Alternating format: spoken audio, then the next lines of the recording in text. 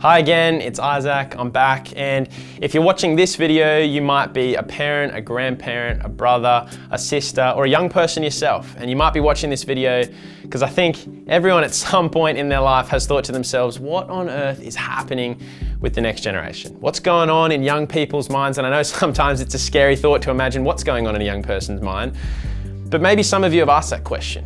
What's going on in the mind of a young person? What are some of the questions that they might be asking? What are the things that they're wrestling with? And maybe for some of you, you're watching this video because you're wondering how you can help. And so I hope this video is going to give you some insight into all of those ideas to start to think about, right, what is some young people going through today and how might I be able to help? I was on holidays recently and I was reading a book called 3 Questions That Change Every Teenager. And it was really insightful. And so what they did in the book is they did this study of thousands of young people across all different walks of life. And they wanted to know some of the questions that they were asking. What they found is that all of the results from all of those people, all of the questions that they were asking could actually be boiled down into 3 main areas of thought. And those 3 areas are identity, belonging, and purpose. And what they realized is that actually young people today are all just trying to work out these 3 areas. And so a little bit more details. Identity is, how do I view myself? That's the question they're asking. How do I view myself? In light of what's going on around me and all my friends, how do I view myself? Belonging is basically saying, where do I fit? I really want to fit. I really want intimacy. I want community, but where can I fit? That's belonging. And then there's purpose.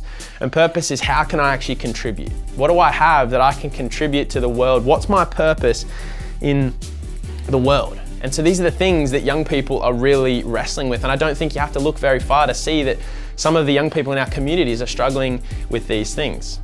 But I think the driving force, or the thing that's causing the most disturbance in this area for young people, is another thought that they have, which is, I am not space enough. And now each young person fills that space with something different. I am not good enough. I'm not smart enough. I'm not pretty enough. I'm not sporty enough. I'm not academic enough. And I could go on all day talking about some of these things, but this is what they're really fighting with. And especially with the presence of social media and the pressures of a young person on a young person in this day and age, this is what they're thinking about. And this is what's causing them so much difficulty in trying to find these identity and purpose and belonging, is because they're never going to be good enough.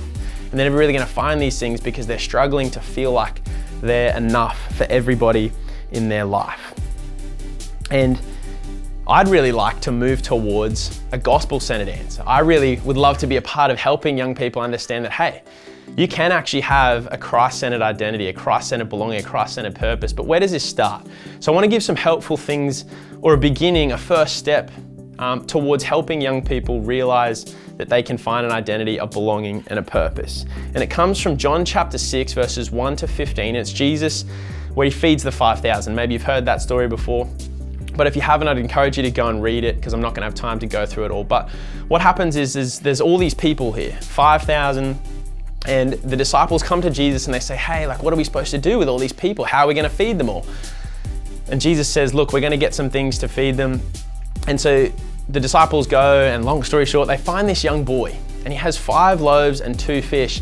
And Jesus says, like, we can do something with that kind of thing. And the disciples are like, how could we possibly feed all these people with 5 loaves and 2 fish? It just can't happen. It's just not possible.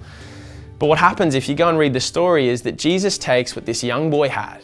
He takes his not enough, and Jesus actually makes it enough, and enough to feed 5,000 people. And that's really the thing that I want to move towards in assisting our young people, is that when they think that they're not enough, when they try and fill that gap with whatever it is, they're not smart enough, they're not pretty enough, that actually Jesus is the only one that can make their not enough enough. He's actually the one that can take what they have and make it enough. But the fascinating thing with that story is that when he took what that boy had and he fed the 5,000 people, he actually made what he had enough, but he made it more than enough. There was 12 baskets of leftovers. And what I want to encourage you to do with the young people in your communities is help them understand that they are enough.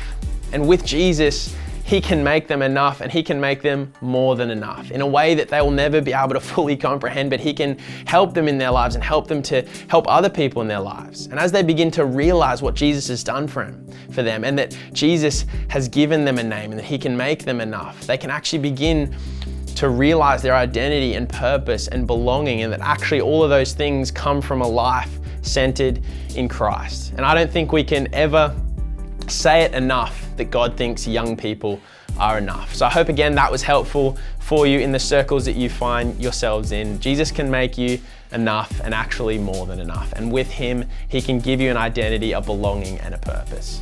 If you have any further questions, or there's anything else that you might like some clarity on, make sure to let us know in the comments below, or get in contact with Access Church. We'd love to support you, and we'd love to help you understand more how you and the things that are important to you can relate to God. Thank you.